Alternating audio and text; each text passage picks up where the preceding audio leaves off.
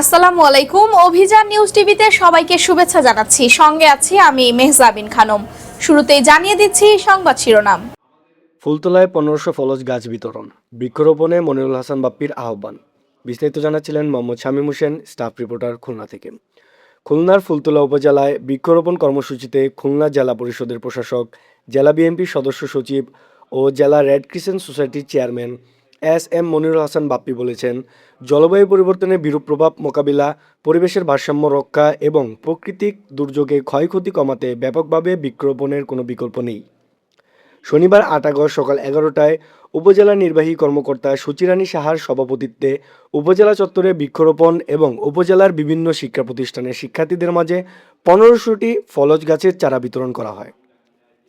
প্রধান অতিথির বক্তব্যে মনিরুল হাসান বাপ্পি বলেন, দেশে বনভূমির পরিমাণ উদ্বেগজনকভাবে কমে যাচ্ছে। একটি সবুজ, নিরাপদ ও বাসযোগ্য বাংলাদেশ গড়তে প্রত্যেককে ফলজ, বনজ ও ঔষধি গাছ রোপণ ও পরিচর্যায় এগিয়ে আসতে হবে।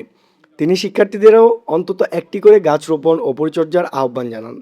অনুষ্ঠানে উপজেলা বিএনপির আহ্বায়ক আবুল বাশার, জেলা বিএনপির যুগ্ম আহ্বায়ক শামীম কবির, সাবেক যুগ্ম আহ্বায়ক আশরাফুল আলম নান্নু, জেলা বিএনপির সদস্য রহমান বাবুল, জিএম রফিকুল হাসান, উপজেলা বিএনপির সদস্য সচিব মনির হাসান টিটু সহ বিএনপি ও অঙ্গ সংগঠনের নেতৃবৃন্দ উপস্থিত ছিলেন।